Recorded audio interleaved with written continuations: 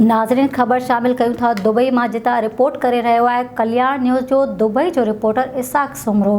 पाकिस्तान जे परॾेही वज़ीर बिलावल भुट्टो ज़रदारी दुबई में गॾियल अरब इमारात जे परॾेही वज़ीर हिज हाइनेस शेख अब्दुल्ला बिन ज़ैदुल नियान सां मुलाक़ात थी आहे। पाकिस्तान जे परॾेही वज़ीर बिलावल भुट्टो ज़रदारी अबू ज़हबी में सालाने सरबनी यास फोरम जे मौक़े ते परॾेही ऐं बैनुल अक़वामी ताउन वारे वफ़ाक़ी वज़ीर शेख अब्दुल्ला बिन ज़ैदुल नियान सां तरफ़ी मुलाक़ात कई ऐं परॾेही वज़ीर पाकिस्तान जी ॿोॾि मुतासिरनि जी भरपूर मदद करण ते मुतहदा अरब इमारात जी क़यादत जा थोरा मञिया। उन मौक़े ते बिलावल भुट्टो ज़रदारी चयो आहे त यूएई ॾुखे वक़्त में इंसानियत जी मदद जो सभ खां वॾो अतियो ॾींदड़ आहे। परॾेही वज़ीर पंहिंजे यूएई हममुनसब खे सालानी सरबनी यास फोरम जे कामयाब मेज़बानी ते मुबारकबाद पिण ॾिनी। ॿिन्हिनि परॾेही वज़ीर पाकिस्तान ऐं यूएई जे लाॻापियल जे अहमियत ते ज़ोर ॾिनो ऐं माशियत, वापार, तवानाई, सीड़पकारी समेत समूरनि शोबनि में गॾियल सहकार खे वधीक मज़बूत बणाइण ते इत्तफ़ाक़ कयो आहे।